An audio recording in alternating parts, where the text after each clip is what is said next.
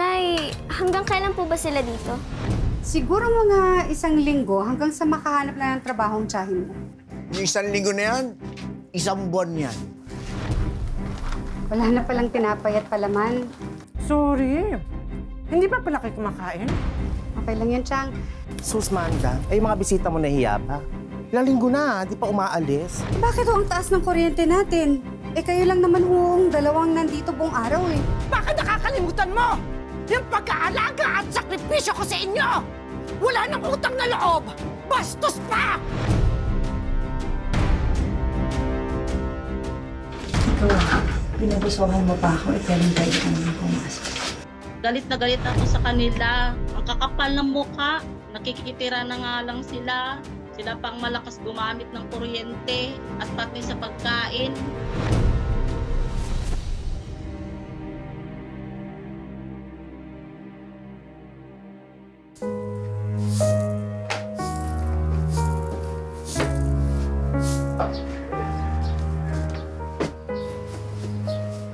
Aba, Manda.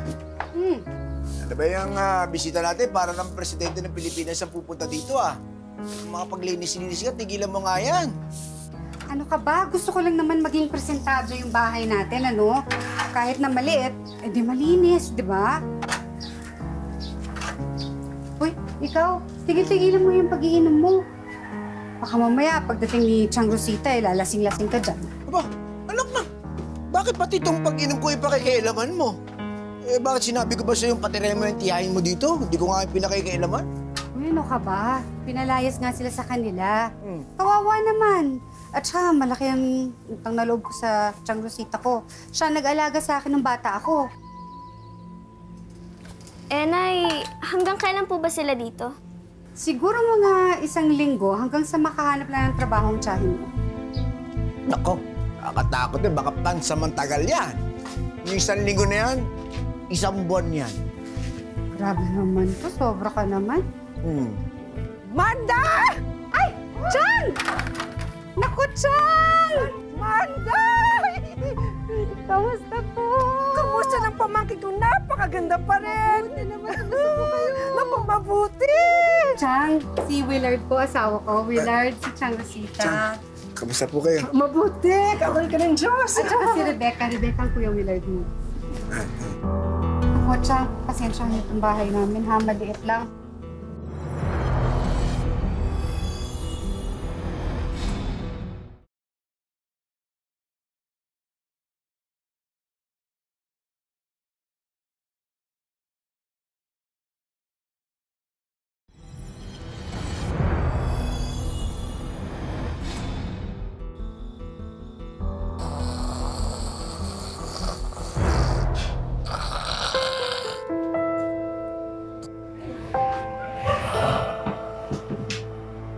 Anak?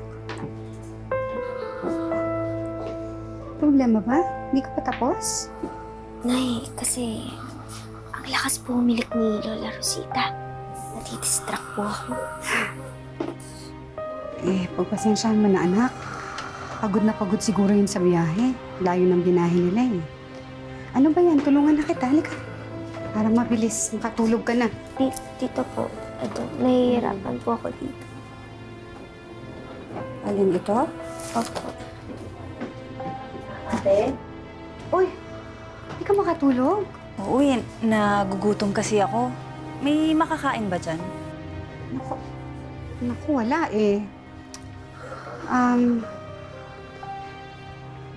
Alam ko na. Pupunta na lang ako sa tindahan, bibili lang ako ng pagkain.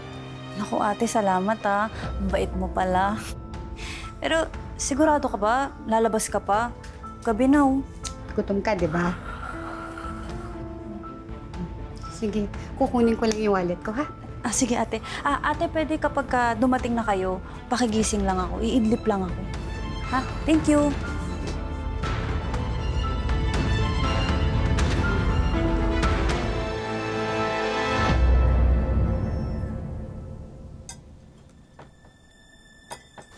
Chang, papasok na ako sa munisipyo.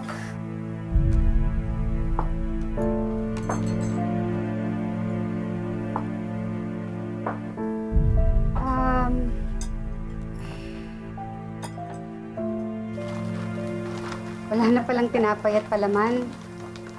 Hindi bali, Heli, kakain na lang tayo ng almusal sa labas. Naku, sorry. Hindi ba pala kayo kumakain? Akala ko naman nauna na kayo. Okay lang yan, Chang. Pero pwede ho ako magbilin, Chang. Yung mga appliances ho sana, tsaka ilaw, kung hindi naman ho ginagamit, patayin na lang natin, ha? Sige, akong bahala. Papasok ka na ba? Ay, Manda. Sana naman, maipasok mo tong pinsan mo sa trabaho. Susubukan ko po, Chang. Sige, baka mahuli pa kayo. Sige po, mauna na kami. Ikaw? Ako din. Papasok na rin ako mamaya-maya sa construction. Sige. Mag-ingat kayo, ha? Sige. Anak. Ingat kayo. Mag-ingat, anak, ha? Yung pinsan mo, ha? Oo, ako. Bahala po.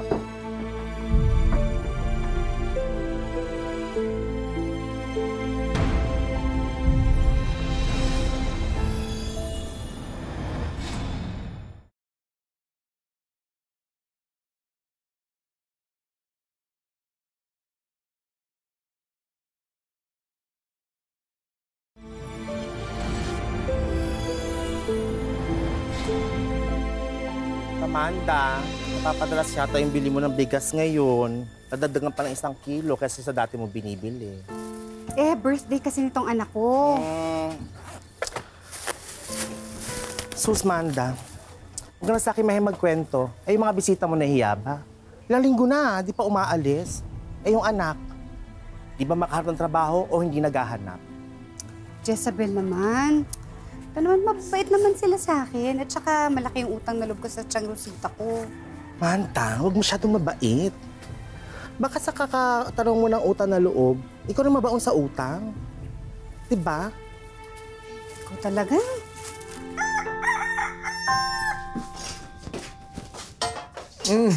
Manda.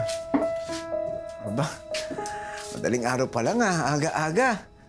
Naghahanda ka na ng para sa birthday ng anak mo. Talaga excited na excited ka pag handa siya. Oo naman, syempre. Ano ba yan? Halika na, tutulungan na kita. Hindi na, spaghetti lang naman, tsaka lumpia at tsaka hotdog. Okay. Oh. Ano nangyari? Nasaan yung... Nakita mo ba yung mga pinamili ko? Hindi, saan mo ba nilagay? Ha? Dito lang. Dito lang. Imposible naman na... Ano ba? Ano ba yun? Nagising naman ako sa ingay niyo. Chang! Ano problema? Chang, nakita niyo ba yung pinamili ko? Na yung mga pagkain? Yung nasa ref? Oo. Nako!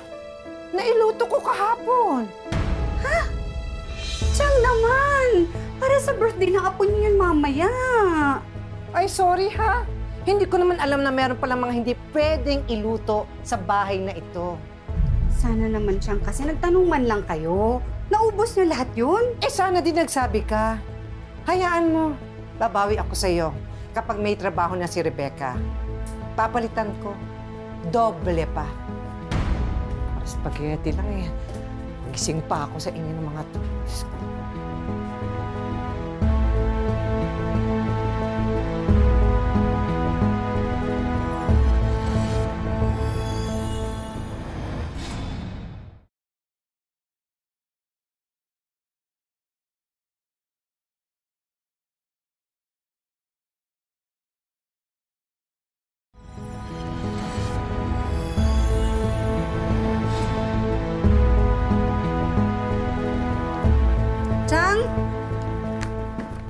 Chang! Oh, Hindi ho ba sinabi ko sa inyo, kapag hindi naman ho ginagamit yung mga appliances, patayin? oo. Ginagawa naman namin. Bakit ho ang taas ng kuryente natin? Kayo lang naman ho ang dalawang nandito buong araw eh. Pinagbibintangan mo ba kami na malakas kaming gumamit ng kuryente? Yung TV nga eh! Hindi ko binubuksan! Pati yung electric fan! Kahit mainit, hindi namin ginagamit! Dahil nagtitipid kami sa kuryente! Tapos kayo susumbatan mo ako? Nay, bakit po? Ano po ba nangyari? Etong pinsan mo eh! Kumasta! Akala mo doon niya! Nakakasama ng loob! Tama na po, Nay. Hindi naman ho sa ganun. Ang akin lang po, sa isang bahay lang ho tayo nakatira, sana ho magtulungan naman po tayo. Hindi! Masama ang tono mo! Baka nakakalimutan mo yung pag-aalaga at sakripisyo ko sa inyo! Sa'yo at sa pamilya mo noon! Ate, Wala kang utang na loob! ate, mag-sorry ka na lang. Intindihin mo na lang si nanay. Ako magsasorry? Wala naman akong masamang sinabi. At paano napasok ang utang na loob dito?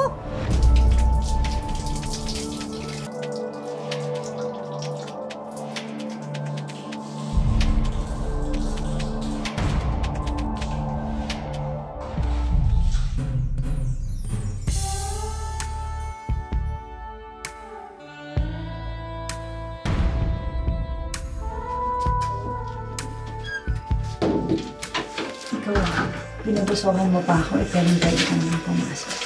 Bakit? Ayaw mo na parametry. Real ka dyan. Huwag mong sabihin hindi ka na naman papasok sa trabaho mo. Mamaya ka eh.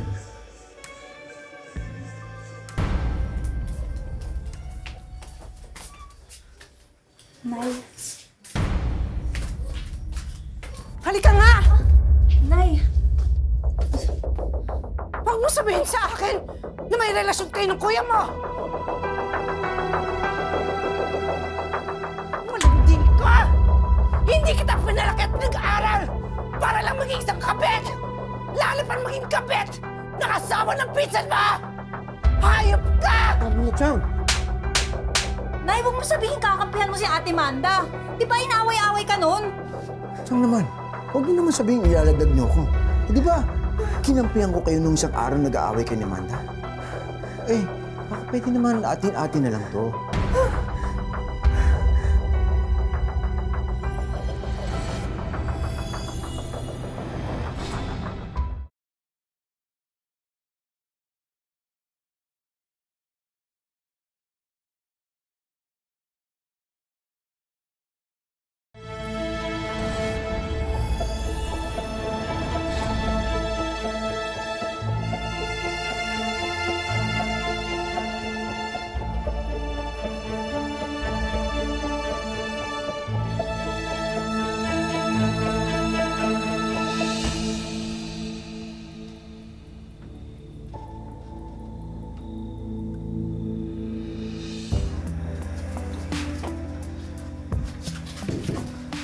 Bakit ang tagal mo? Hindi pa natutulog si Amanda eh. Eh, ikaw. Hindi ako makatulog eh. Ikaw. Huwag ka mag-alala.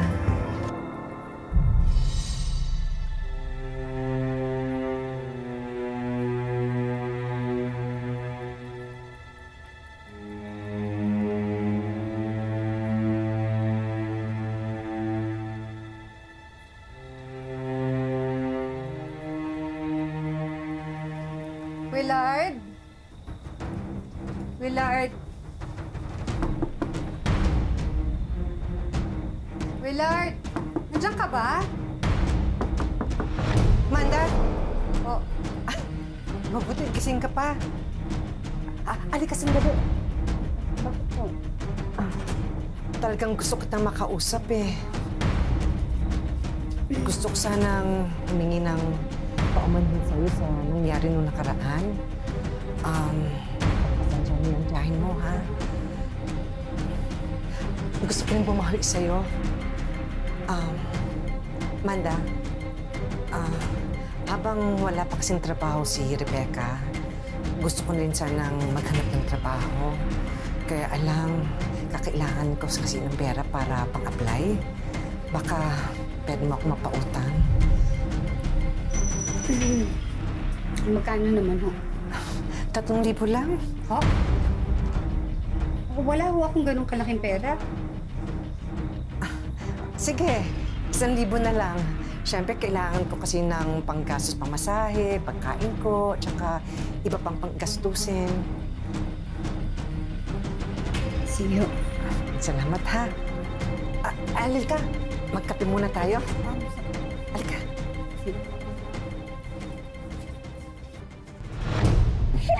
Ano ka nakikilig ako? Ikaw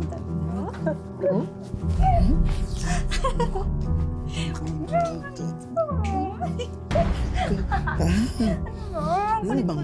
Talaga.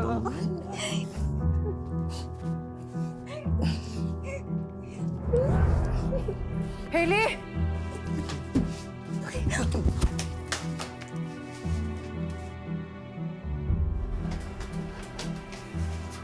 Anak! Uy, yung nakita mo, wala lang yun, ha? May ginagawa lang kami ng tita Rebecca mo. May inaayos lang. Oo. Naglilinis lang kami ng tatay mo. Nadulas lang ako. Kaya pala lagi mo silang kinakampihan, Tay. Kaya pala okay lang sa'yo yung mga ginagawa nila.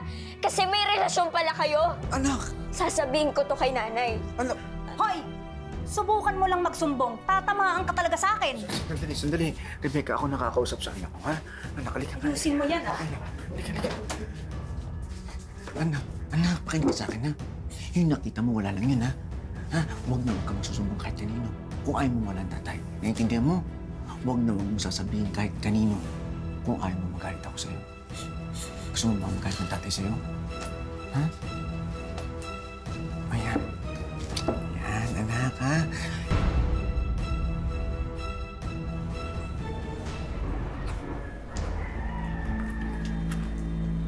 Salamat.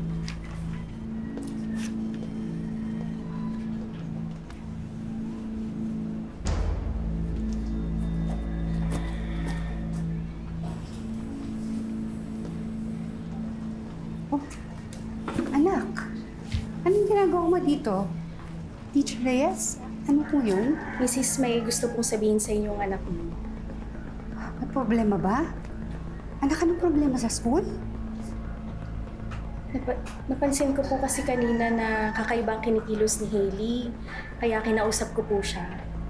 Hailey, sige na. Walang masama kung sasabihin mo sa nanay mo ang totoo. Excuse me. Anak, halika. Anak, anong problema, ha? Sabihin mo sa akin.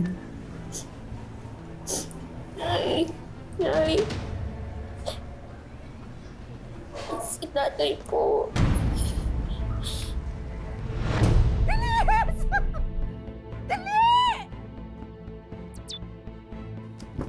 Nasaan ang anak mo? Ang bastos mo naman, nanonood pa ako eh! Nasaan si Rebecca?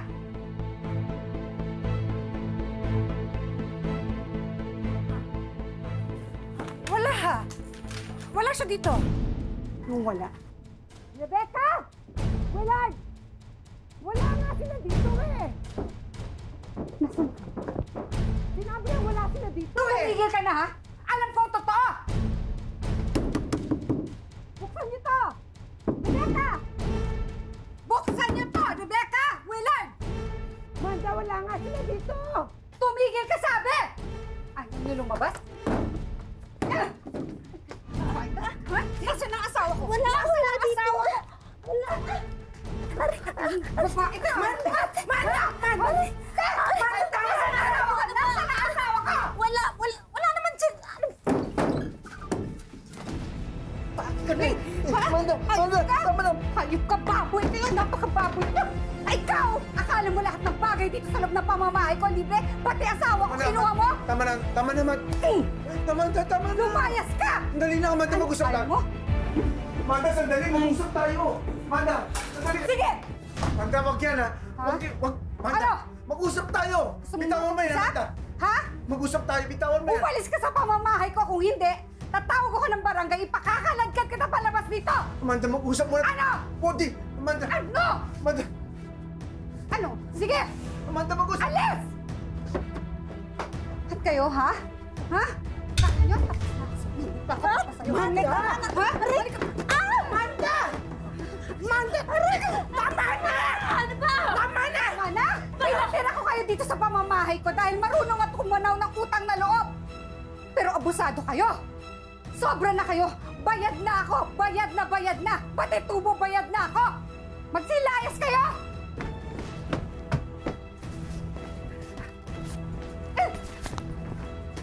Manda!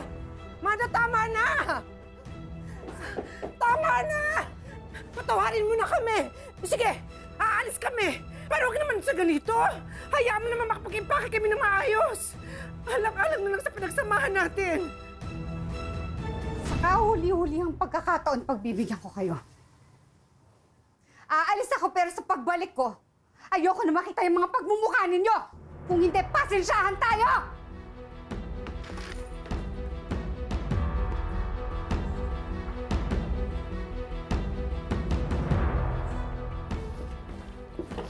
Nay, tara na, nakapagpalit na ako, magpalit ka na din. Hindi! Hindi na ako magbibihis! Aalis na tayo dito! Aalis na tayo! Grabe na talaga yung Manda na yan. Akala mo kung sino? Kung alam ko lang, sana hindi ko na siya nalagaan ng bata siya! Pero hayaan mo, gaganti tayo! Bakit, Nay? Anong plano mo?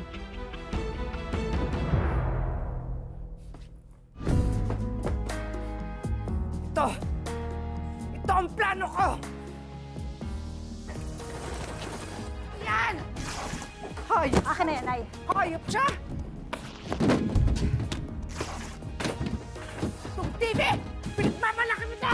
Yan! Yan! Pinagmamalaki mo yan! Yan! Hayop kaya!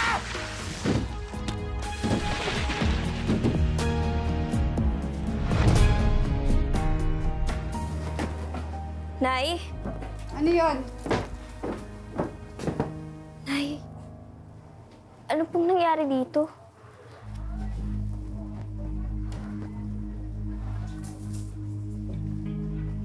Mga walang hiya.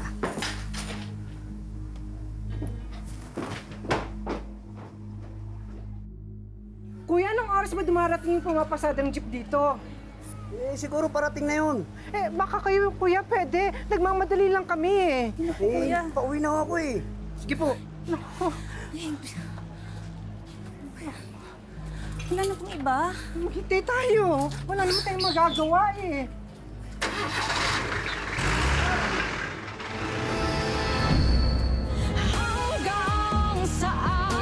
Mga walang hiya kayo! Katulad ko, hanggang kailan maghihintay sa ikot na Dapat sa inyo? Ha? sa hinahanap ng kahit na sino, kahit pa ikaw ako, agwat natin na ibigan.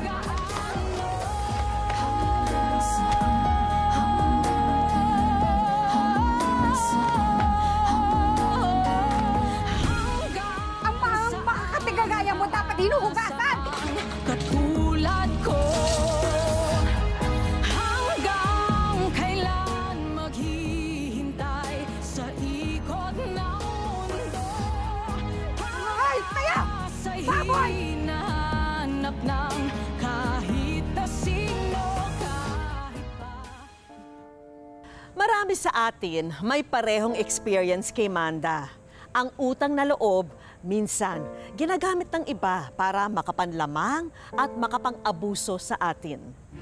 Sa kaso ni Manda, ang tinanggap niyang bisita ay literal na naging buwisita. Yung pinsan ko po, pinalayas ko po sila ng tiyahin ko. Tinanggap ko sila buong buo. Hindi ko naman po alam na bibigyan niya pala ako ng problema. Ang pagtanaw ng utang na loob ay may mga boundary din. Dapat aware tayo na may mga boundary or hangganan po ang ating mga actions and behaviors. Para kay Manda at sa kanyang family, maaari ko po silang tulungan sa pamamagitan po ng pag-offer ng family counseling or family therapy. Dahil sa iskandalong kinaharap ni Manda, nakipaghiwalay siya kay Willard. Pero para mas maliwanagan pa sa kanyang mga karapatan, inilapit namin siya sa isang legal expert. Ang tawag dyan sa ganyang kaso is concubinage, no? Keeping a mistress in the conjugal dwelling or having sexual intercourse under scandalous circumstances. Ang ganyang offense nakukulong no, ng hanggang 4 na taon. Hi, Manda! Welcome sa Wish Ko Lang. Pinatuloy mo lang no, yung kamag-anak mo, tapos yun ang nangyari. Ano yung mga learnings mo dahil sa karanasang ito? Mahirap magtiwala ulit. Ganun yung ginawa niya po kasi sakit talaga. Hindi ko po talaga inasahan sa akin, ma'am, na magagawa niya sa akin ulit yun. Sobra pa silang hayop sa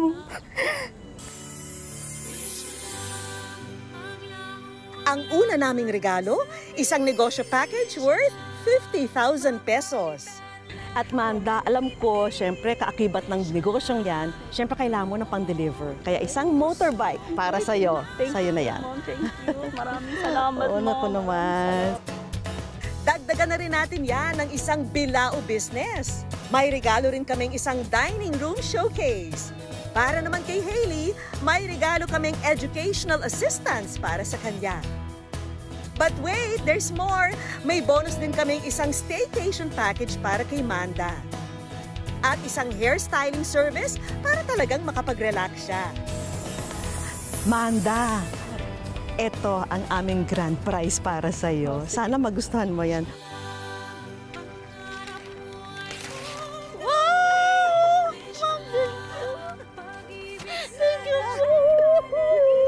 Kita mo ba? Nagusto mo ba yung Dahil 20th anniversary ng Wish Ko Lang, may regalo kaming Wish Ko Lang savings worth 100,000 pesos para kay Manda. Ayan. Thank you po. Patunay lang ang kwento ni Manda na walang masama sa pagiging mabait at pagtanaw ng utang na loob basta't alam lang natin ang ating mga karapatan. Mga kapuso, happy 20th anniversary po! Dahil sa inyo, 20 years na tayong nakakapagbigay ng pag-asa at tumutupad ng mga wish. Lagi po natin tatandaan, hanggang hindi tayo napapagod, humiling at maniwala, hindi rin tayo mapapagod, lumaban sa buhay. Ako po si Vicky Morales at ito po ang bagong Wish Ko Lang.